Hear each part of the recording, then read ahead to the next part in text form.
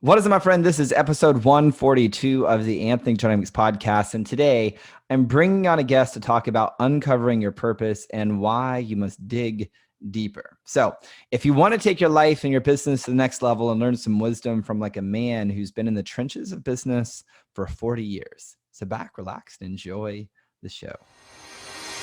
Welcome to the Anthony Genomics podcast, the one and only podcast designed to help you become unstoppable in life and business. My name is Anthony Genomics. My friends call me AJ, and my goal with this podcast is to help you remember who you truly are so you can maintain your center in the chaos, embody your potential, and unlock freedom in your life and business. That being said, let's get into today's show. All right, welcome back. Now, before I tell you about today's guest, before I bring him onto the show, if you want to generate more revenue while converting your internal pressure into fuel for your potential, so you can live out your big vision, have more fun, and do more of what you love, I have a little something for you. Every single week, I set aside a few hours to talk with online entrepreneurs about what's working, what's not working, and really help them create a plan to create their visions faster. Now, if you want to grab one of those times to talk with me directly, simply head on over to talkwithaj.com. It's 100% free. Normally, I charge up to $1,000 for a strategy session, but since you're listening to this podcast, I'll hook you up with an opportunity to talk with me directly. So I will warn you, though, do not book the call if you're not serious about creating results, because on that call, we will dive deeper into like what is the root that's really preventing you from having the results that you want in life, want in your business right now. So if you're an online entrepreneur, you're driven, you're hungry, and you're ready to create the like next level of results for yourself, simply go to talkwithaj.com to grab a time to talk with me. With that being said, let's get into today's guest. So his name is Gary Smith. About 21 years ago, he decided it was time to leave corporate America and go out on his own.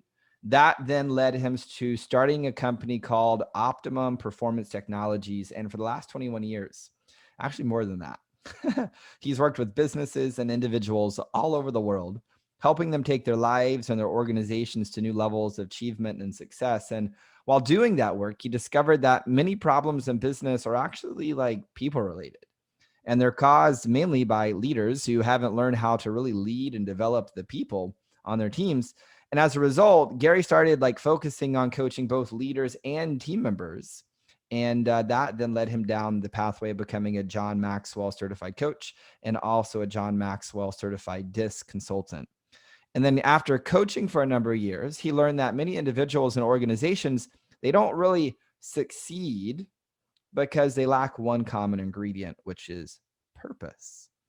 And that then became such a common theme in the work that he does that he then decided to launch a very new and exciting and very focused brand called The Power of Purpose. And one of his like top goals is to educate the world on the power of purpose and work with and guide individuals and businesses as they develop a rock solid purpose. So with that being said, let's bring Gary onto the show. Gary, welcome to the podcast, brother. How you doing, man? I am doing really well. Great to be with you today, and I'm looking forward to our conversation. I am too, man. Your team said you like to talk about purpose. How in the world did you get started in the game of like helping people discover their purpose? Well, it's interesting. I've been in the business world now for a little over 45 years, and 22 of those years I've been on my own, running my own business. And the more I got into things, I originally started out as a business consultant and then moved into coaching and speaking and writing. But the more I really dug into things, I was really sort of trying to get to the root of why is it that people aren't really living fulfilled lives? Whether it's in a business owner or an individual, what is it that's keeping them from achieving all that they can possibly be? And so I started really digging into that, and it really came down to a lot of times that you ask a person what they do and they can tell you, but when you start digging in and saying, well, why is it that you do that? A lot of times I get sort of deer in the headlights looks, or well, I never really thought about that. And I'm sitting back saying, well, why don't you think about that? It might be a refreshing experience. What do you think is the reason people do something? Like when we come into the game of purpose, we can totally dive really deep into this, as many facets as we want to go. What is like the ultimate why of why somebody does why they do something? I think we can look at it in a couple of different ways. I think that people have really two purposes in life. Let's look at things, first of all, from the standpoint of kind of an overarching or a global purpose. We may not choose to activate it. In fact, a lot of people don't. But I think bottom line, when you talk to people, especially people here in the United States, everybody wants to make a difference. They want to think that, when they get to the end of their lives, that their life has mattered, that it's counted for something, and that somehow the world is a little bit better place because they've lived. I mean, I remember the movie Steve Jobs with Ashton Kutcher. And at the end of the movie, he's sitting in the boardroom, and the only people who are left on his board are his chairman and the attorney. And the attorney looks at him and says, "Steve, what are we going to do now?" And he says, "We're going to make a dent in the universe." And I think all of us want, even if it's a small dent, all of us want to do that. But then I think that each one of us has a specific purpose. And that specific purpose occurs at the intersection of three things. One, what are you really passionate about in life? Two, what skills and abilities do you have? And then three, how do you combine those two to add value to the world? And so, so we have both of those things, going on. And really, when we start discovering that is when it really gets exciting, because we realize that we can make a difference. Do you think a lot of people want to make a difference and they say it because maybe they believe that's what they're supposed to say? But there's a deeper underlying thing, and let me see if I can articulate this, because it's kind of hard to articulate. Where oftentimes, as a human, we want to feel significant.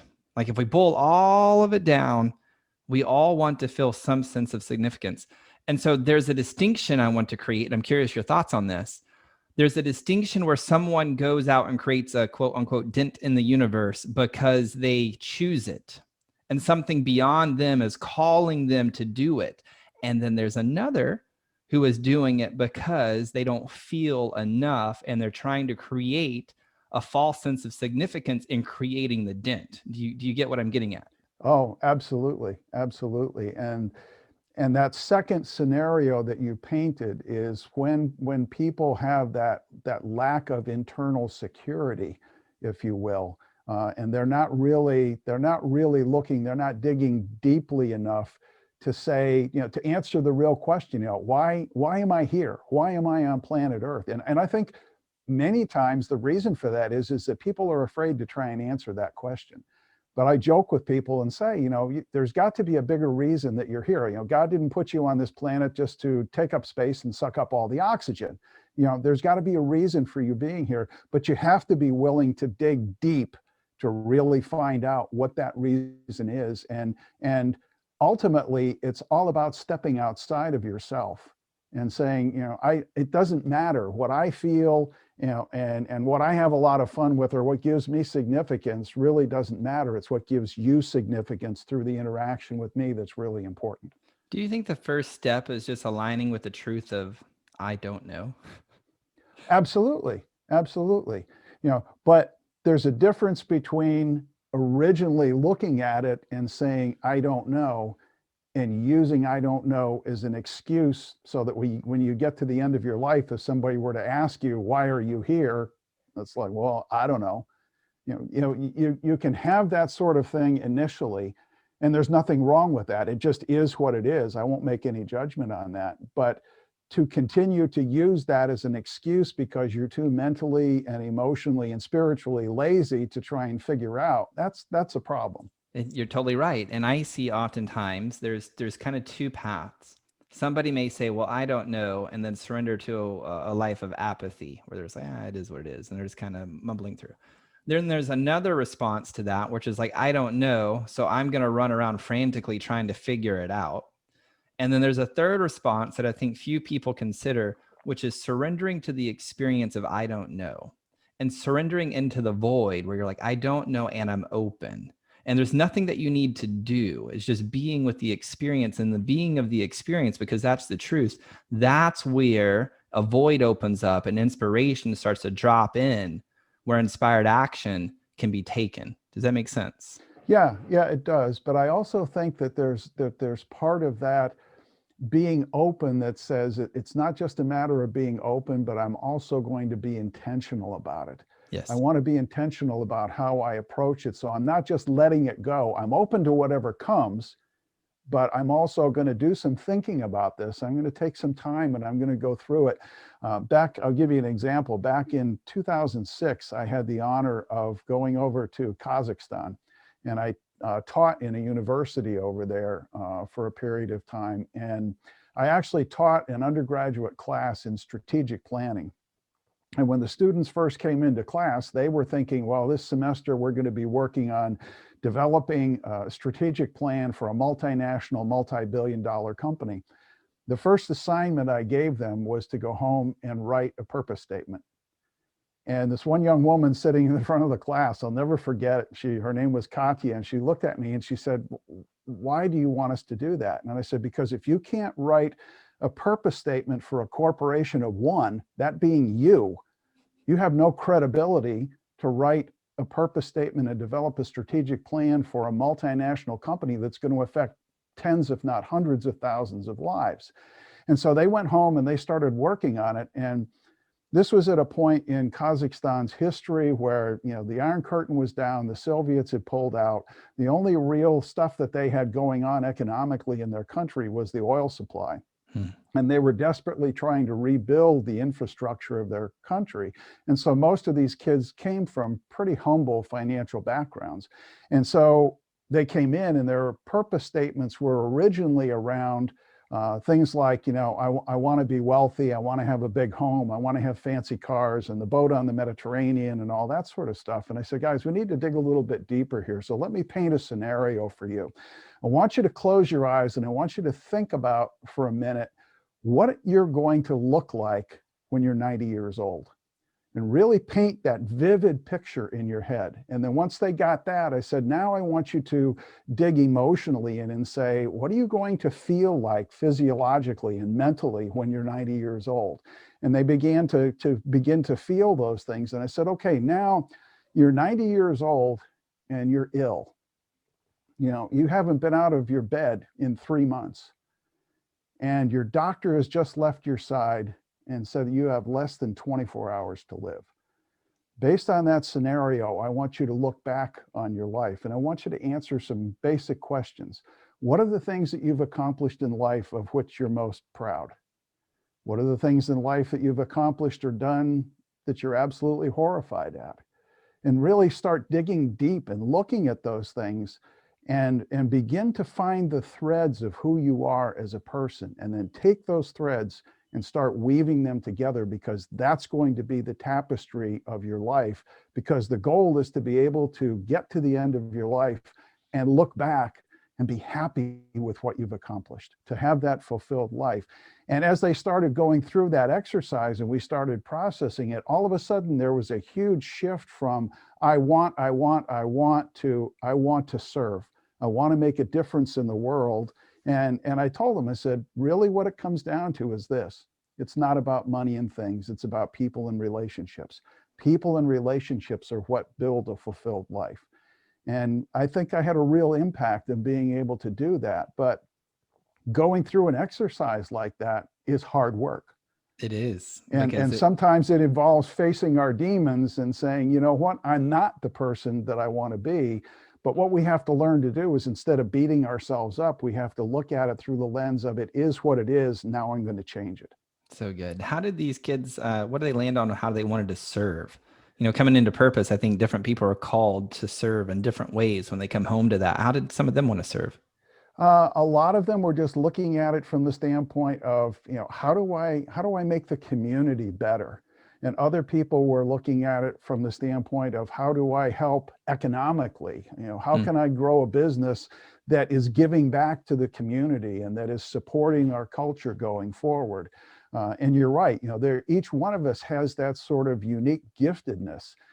Some of us are the Mother Teresas of the world, that we're going out and we're helping the suffering and stuff like that. Other people like you and me are doing teaching. We're trying to lay the pathway and give people a pathway to discover who they really are. Yeah, I totally agree. How does somebody step out of, their shoulds and shouldn'ts around that? because there's so many people who would be like, well, Mother Teresa is this or Steve Jobs is that. And so our culture creates all of these kind of, I would call it a should gap. And like, well, if you're going to be in business, then, the epitome of this is Steve Jobs or Bill Gates. If you're in the technological world, if you're in the nonprofit world, then Mother Teresa, and you have all of these archetypes that you're trying to live up to rather than coming home to being like, well, how can I just be the best version of me that wants to be serve in this capacity? How does somebody make that distinction? I think that's where we need help a lot of times. And that's one of the functions that I serve as a coach, is to say, as much as a Mother Teresa or a Steve Jobs can be a good role model, don't try to be somebody that you're not. Be you. And so it's really about who do you want to become, not what do you think society's expectations are of who you need to be. Because quite frankly, I don't care what society thinks of me. I want to be internal. I want to be happy with who I am, and if nobody else is happy with it, it's like, well, I'm sorry. Yeah. But I've got to be, the old song, I got to be me. Yeah. And that's what I want, is I want to be, and just as you said, I want to be the best version of me that I can be. And I don't disappoint myself by saying, well, if I'm not a trillionaire like Steve Jobs, then I'm not successful in life. I know some very, very humble people who live paycheck to paycheck, who are some of the most amazing, fulfilled people I've ever met in my life, because they've got their head screwed on straight. They're raising amazing families. Their kids, are going to far outperform anything they've ever done in their lives. And I look at those people and say, you know what? You're successful. With people, like, how do they step into being them? I mean, I think it's such a foreign concept for people, no? It can be because of society's expectations, and that can be from, both inside the family and outside the family. It's like, what did your parents expect you to be when you grew up? I have a dear friend. He was actually the best man at my wedding. He's a French horn player. He plays with the Rochester Symphony. He teaches at the Eastman School of Music in Rochester. He wanted to be a biologist, but his mother just kept pushing him and pushing him and pushing him. No, this is what you need to do with your life. And he's miserable. He's absolutely miserable because he's not doing what he was passionate about in life. And I have 3 daughters who are now in their 30s and 40s. And when they were growing up, when they were at home, I told them, I don't care what you do, as long as you love and you're passionate and you're making a contribution to society. Go out and find your passion and pursue that with all your might. And that's what I think makes for a good life, is when you have people who will encourage you to find that giftedness, to find the things that really excite you in life and pursue them.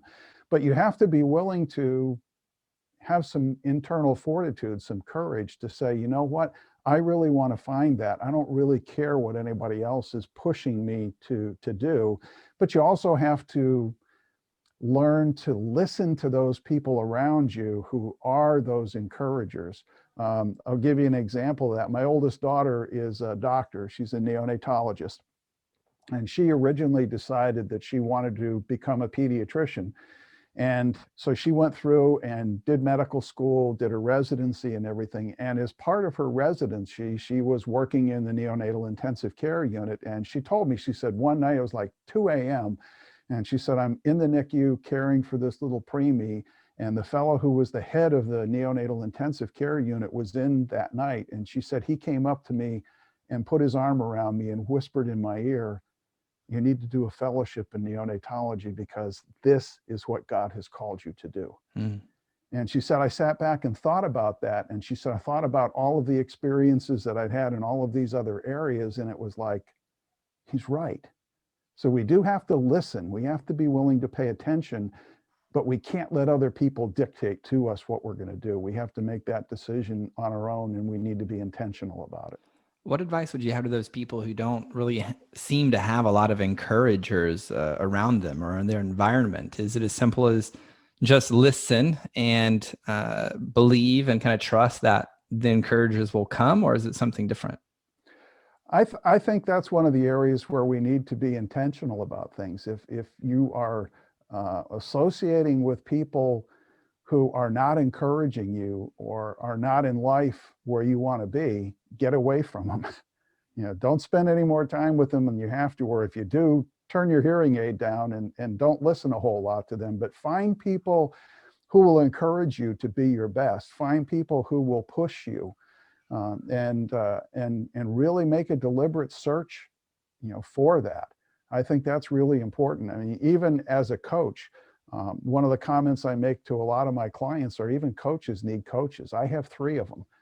And I need those people who will speak into my life and who will not only encourage me, but people who I have given permission to be gut level honest with me, to say, hey, if you think I got rocks in my head about a particular idea, don't just let me go down the merry pathway. Tell me about it so that I can think about it and I can fix it if it needs to be fixed. We all need those people, but how many of us will go out and deliberately develop those kinds of relationships and get to a point where people trust each other enough to be able to say, hey, speak into my life. Give me your thoughts. Yes, I want you to be an encourager, but I also want you to be brutally honest with me when I need it. When it comes to purpose, what was like one of the craziest little encouraging moments that you met along your path that was totally unexpected? Um, about 5 or 6 years ago, a friend, a former client of mine, referred me to a woman who had come out of corporate America. She'd been in corporate America her whole career, and she was in her early 40s. She had come out and she had started a business of her own. She started a home healthcare business. And unfortunately, she had only given herself about a year's worth of finances to get this thing up and running. And she was 8 months into that year, and the business was going nowhere. And so he said, would you please just sit with her and see if you can help her figure out this whole thing? So I did. And, she was looking for someone to say, well, how do I do my marketing and how do I do my finances and stuff like that?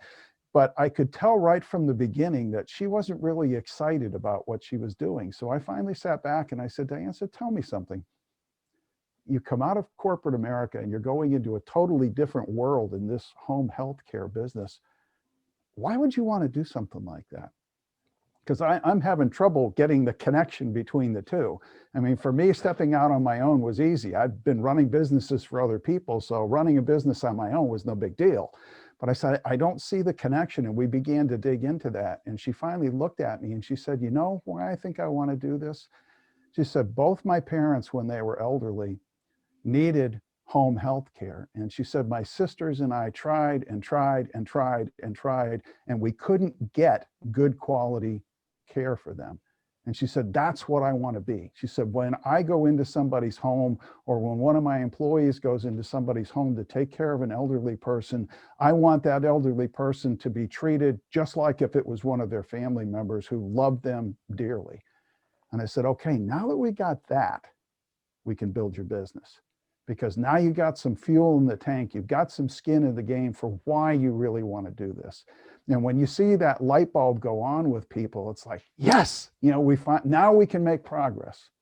What was one of those moments that you experienced that was for you in your journey? It's just, for me, it's been more of an evolution than a revolution. It's sort of just quietly crept up on me over the years. And I think I told you the story about being in Kazakhstan. I mean, at that point, I'd already created a purpose statement, but I think that was one of the turning points for me as far as realizing, number one, that I was one of the few people in the world who had taken the time to develop it. It reinforced how important it was to me, and it sort of began to lay the foundation of saying, I need to share this message with other people. Do you think purpose is something that we discover, or is it something that we create? I will say I think it can be both. Sometimes we just happen to fall into something, and it's like, wow. I mean, for me, initially, and this is a thing too that I think we can talk about, is that you can have a purpose in life, But depending on where you are in the phases of your life, your purpose may express itself in different ways. For me, it was interesting. I wanted to be a musician when I was in high school, and I was a good musician. But I realized that I was never going to be in that top 0.1% that made all the money. And I wasn't willing to live the lifestyle of a musician where I was just going to be constantly either rehearsals, performances, working all week and working weekends and things like that. And so I had to sit back and say, okay, what am I going to do with my life? And I decided to go to a local technical college. And it was interesting because one of the music directors that I had when I was in high school he said, you realize that musicians have an extremely high aptitude for mathematics. And I said, really? And he said, well, stop and think about it. He said, what is music? It's mathematics. It's all math. And he said, if you can understand that and you've got the intuitive ability about it, you can put that to work in other areas. So I decided to study engineering. And I went in and the first couple of weeks in school, it was like I was going crazy because like, how am I going to figure all this stuff out? But there was one professor I had who was teaching a class in manufacturing processes. And rather than bringing in the textbook and getting us to go through things, he would bring something in and he would make a milk jug or a plastic cup or something like that. And he would hold it up and say, how do you think this is made? And it was through that one class that I started to get passionate about making stuff. And that really drove the initial part of my career, was that I got involved in process. I can figure out how to make anything. And that now has shifted over into helping people make the lives that they want to make. So it's not manufacturing, but it uses a lot of the same principles, a lot of the same approaches. You talked about different phases of life. And what I heard you say is that the purpose manifests differently in those different phases of life. Did I hear that correctly? Yes, absolutely. Then do you mind articulating and tell me more about how that works and how that happens? Well, best example I think I can give you of that is my wife. My wife was one of the best teachers in the world. And when I first met her, that's what she was doing. She was teaching sixth grade, and she was passionate about it. She loved working with kids. She liked having to watch her kids have those light bulb moments when they would, really get into something. And then after we got married, she worked for a few years, and she became pregnant with our first child. And she came to me maybe 2 months after we found out that she was pregnant, and she said, I want to quit my job. I want to be a stay-at-home mom. And I said, okay, that's fine. I said, you take care of the house, the home front, and take care of the kids. I'll take care of everything else. And so she completely turned around and took that purpose of working with kids and helping them to be the best they could be. And she poured for 27 years, she poured that into our kids and helped them learn the things that they needed to learn and develop the disciplines and the passions that they have in life.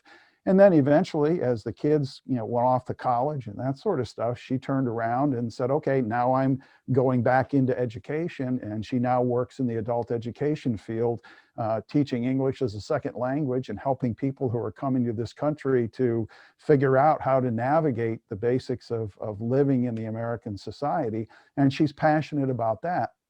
So her overall purpose in life, as far as working with and helping people and educating people, hasn't changed, but it's expressed itself in different ways.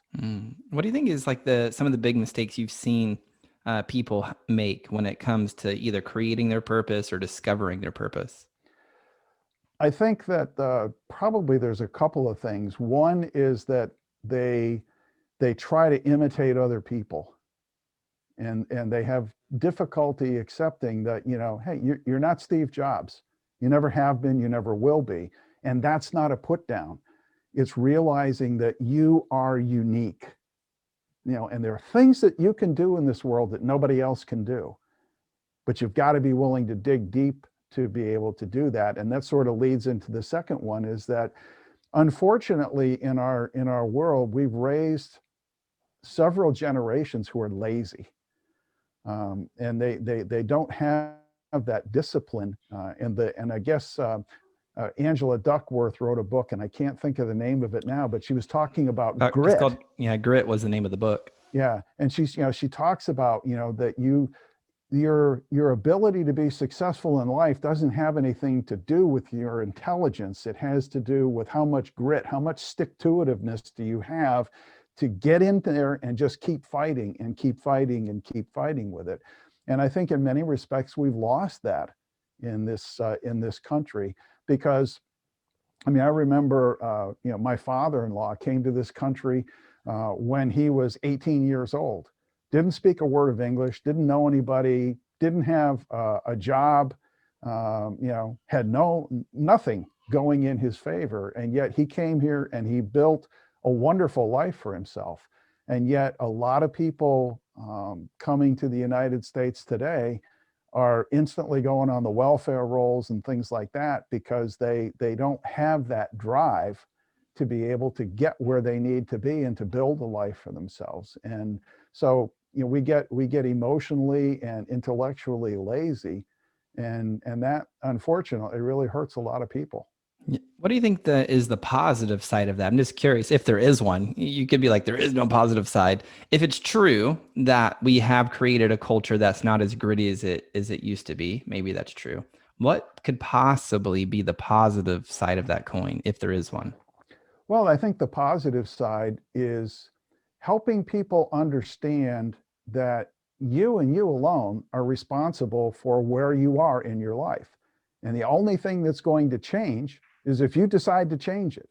And it all begins with that decision of saying, hey, I don't want to live like this. I want to achieve more with my life. And that's where getting in contact with people who will help you develop that vision, and people who will challenge you and say, come on, man, you're better than this. You've got so much ability in your life if you'll just open your eyes and begin to see it. And to have those people who will believe in you and encourage you to get out there. I mean, that's the thing my wife does when she's working with a lot of these people who are coming to the United States, and saying, hey, there's so much opportunity here if you'll just be willing to get out there and take advantage of it. And yeah, you're going to take a risk, and yeah, you're going to stumble and fall down. That's okay. Just get up and keep going. I believe in you. You can do this. And so that's the positive side, is that if you can get people to catch that vision that says, in this country, you can do or be anything you want, but it all starts with deciding that that's what you want.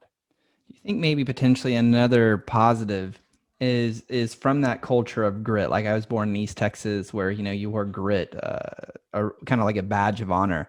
This idea of working hard, and maybe the other positive is some people have their identities rooted in, well, I'm worthy of the thing because I'm so gritty and I've worked hard and I've earned it.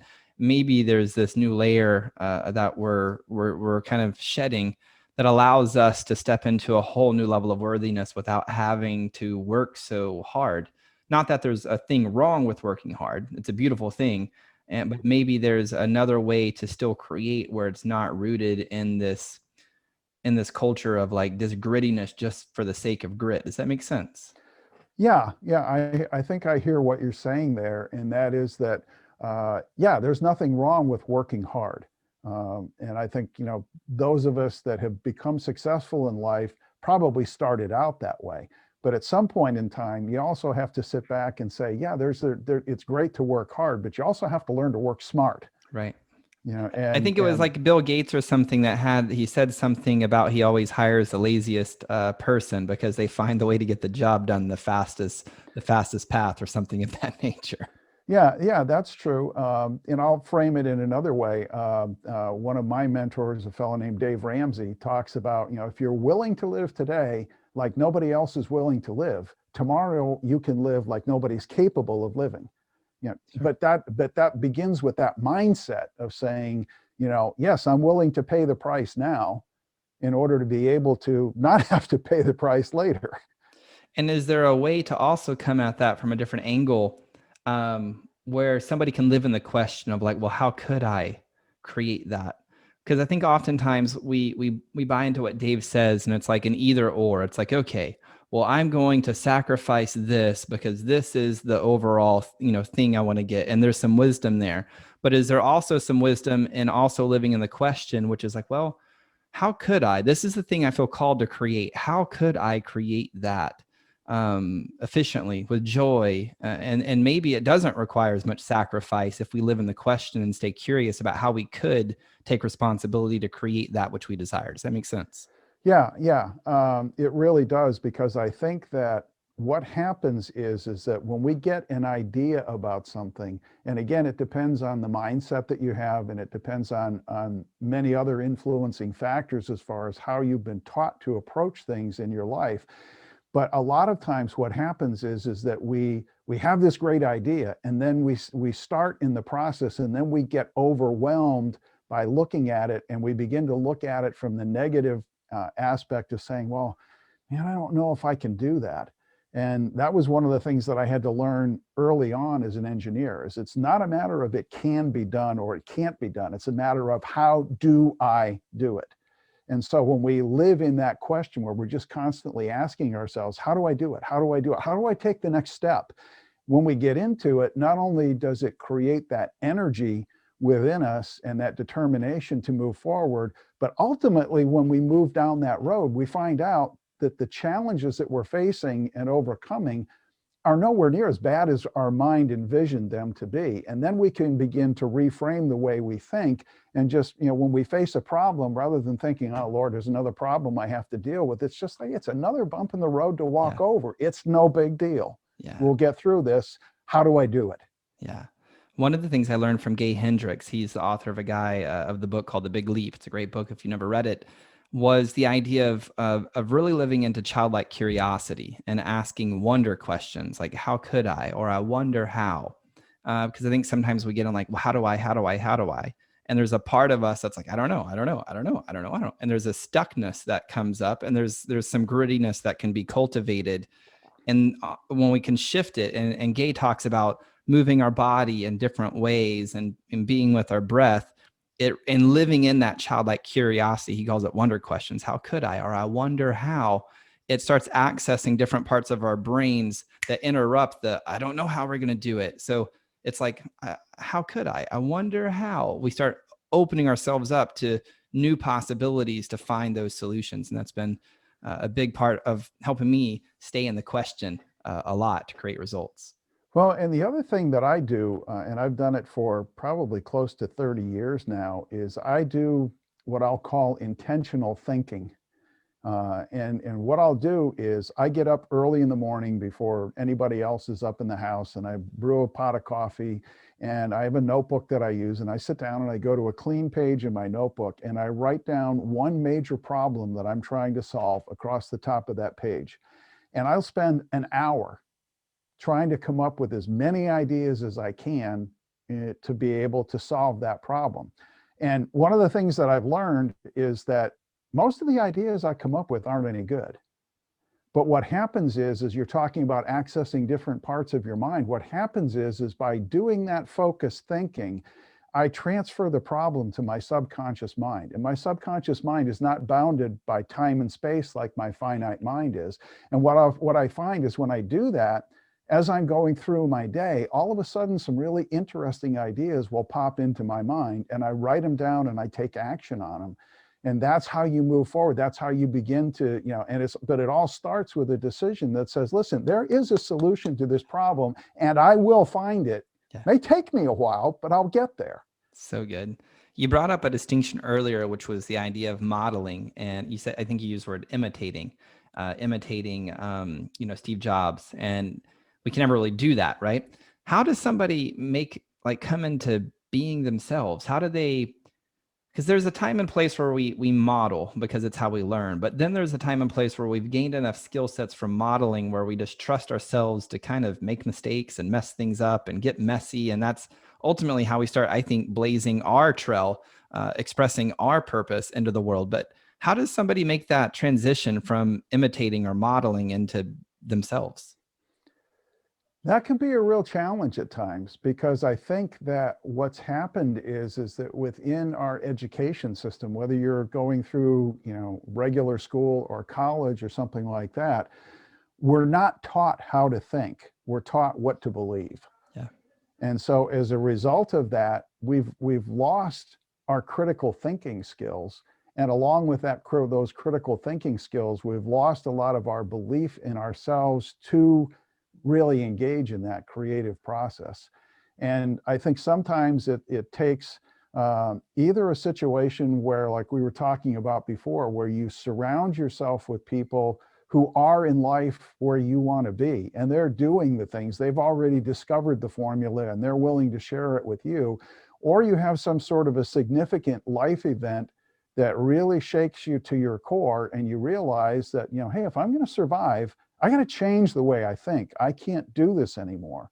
I think that's sort of the situation that we're faced with. It's one or the other. Either you get people who are encouraging you and bringing you along, and thank God there are people out there who are like that. When I first graduated from college and I was working at my first job, one of the staff engineers who was over my department was an older gentleman, and he grabbed me one day and he said, "Hey, come have lunch with me." And we sat at lunch, and he said, "You've got the book learning of engineering." And he said, "You're a smart guy and you're going to be successful." But he said, "You know what?" He said, I didn't have the opportunity to go to college.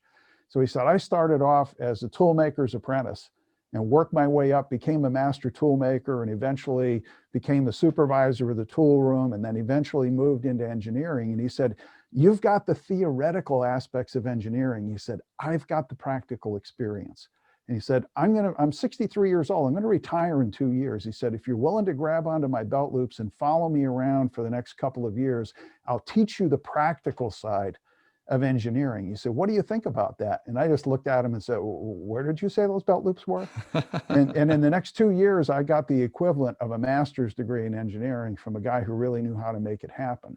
When we can plug into people like that who know the practical applications of stuff in life and who are willing to teach us, we can really blossom. Is there a third belt loop that we can grab a hold of, which is that little voice that I believe resides within all of us? Absolutely. We have to listen to the inner voice because it's seldom wrong. Yeah. And I think a lot of people, at least in our culture, it seems like we don't, one, we haven't been trained to listen to it. And then two, we don't trust it. Yeah, that's really true. I think a lot of times, for whatever reason, and it may be because of different experiences we've had in our lives, we either totally shut it out, or we don't listen to it the way we should. And that doesn't necessarily mean that we have to take its advice all the time, but we should be aware of it. We should sit back and we should listen to what our inner voice is telling us, because a lot of times, there's not just good information there, but there's wisdom about things where sometimes it's a major shift in the way we do things, and sometimes it's just little tweaks to say, well, if you do it this way, and it's like, wow, that totally makes sense, and I would have completely missed that if I hadn't been listening. What's been one of the biggest personal breakthroughs you've experienced in your life thus far?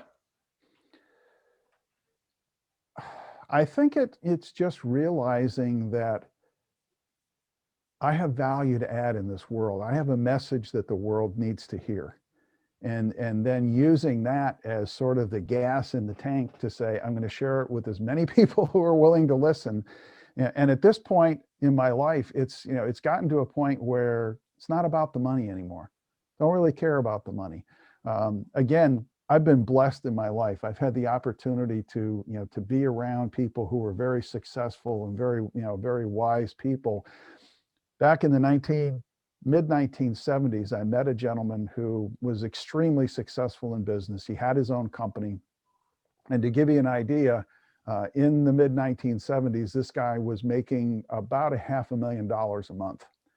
So he was financially successful. But he sat with me one day. We were having a cup of coffee, and he said, "Gary," he said, "you're obviously going to be successful in life." And he said, "You'll reach a point where you have financial independence." And he said, "By that, I don't mean that you're going to be able to go out and buy the entire world, but you'll never have to worry about money ever again in your life." And he said, "Let me ask you a question. When you reach that point, what is it that gets you out of bed every morning?" And he said, "My point is that you have to have a purpose in life that's bigger than money. Money is a tool. Money is not a purpose." And he said, when you discover that purpose, that will drive you for the rest of your life. And I think that that's a lesson that so many people need to learn, because so many people, that I talk to today, especially those who are just getting into business, so why do you want to start this business? And it's like, well, I want to make money. I'm sick and tired of working for somebody else. I want to make money. And it's like, well, that is not a bad goal necessarily, but it's a bad purpose. Awesome. We got to dig deeper, because there's got to be something that's driving you that's bigger than money, because if not, you're going to get 10 years down the road from now and you're going to have tons of money and you're going to be looking at yourself in the mirror every morning saying, is this all there is? Mm-hmm. If you could go back in time and give your younger self some wisdom to create results faster, what would you tell yourself? Start earlier. Mm.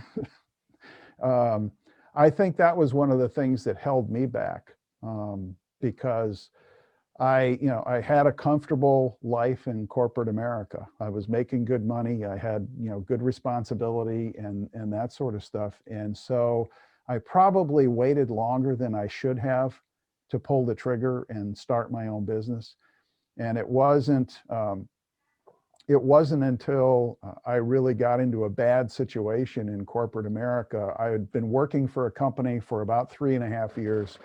Loved my boss. I worked for the president of the company, loved the guy because he gave me total autonomy to run the operation the way I wanted to. We got bought out by another company, and the people who took over had a very autocratic style of management. Don't give me a bunch of crap, just do what I tell you to do type of thing. And I stayed there for another 3.5 years. But when I finally went in, one day I just had it. And I went into my boss's office and I gave him my resignation and said, in 2 weeks, I'm gone. And he looked at me and he said, I don't understand. He said, you're doing a good job. Why would you want to leave? And I said, you don't want to know the answer to that question. And he said, well, yeah, I really do. And I said, all right, I'll tell you. I'm sick and tired of working for stupid people. I said, you have, put different, constraints upon us as far as what we can do here. And I said, your decisions over the last 1.5 years have cost me $1 million to the bottom line of my business. And I'm not happy about that. And there was no reason for it to be that way. And I said, if you're not going to listen to me, if you're not going to listen to the years of experience that I've got doing this stuff, I'll find somebody who will. And I remember going back to my office and calling my wife and saying, I just quit. And she said, okay.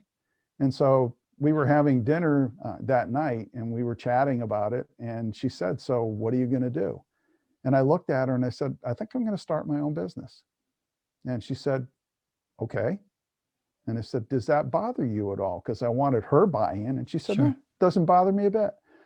And I said, so it doesn't concern you at all that I'm making this move? And she looked at me and she said, we've been married for 25 years.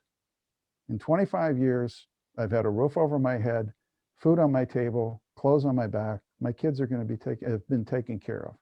I'm not going to start worrying about it now. Go do what you have to do. And it was at that point that I realized that she believed more in me than I did in myself, and that I needed to step up and start doing the things that I needed to do in life. Amazing. Well, dude, I've enjoyed this conversation with you. If people are looking for a coach, they want to learn more about you, where can they go to learn more about you, connect with you? Best thing to do is go to my website. It's just www.garylsmith.com. They can find everything about me that they need. I'd love to be able to talk with people because I'm on a mission to help people live the best lives and become the best people that they can be.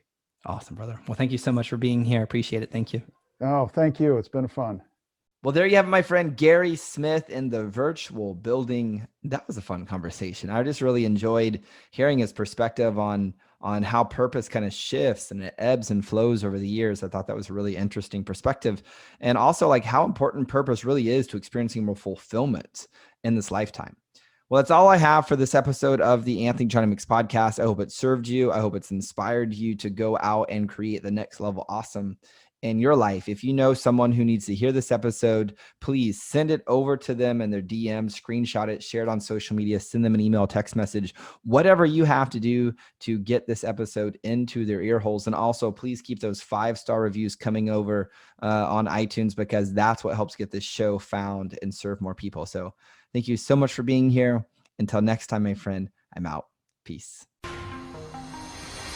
Well, that's all I've got for this episode of the Anthony John Amyx podcast, but we have plenty more to help you become unstoppable in life and business. So head on over to ajamyx.com for exclusive resources, information, and tools to help you break through to a new level of freedom, purpose, and success. I look forward to having you back for the next episode. Bye for now.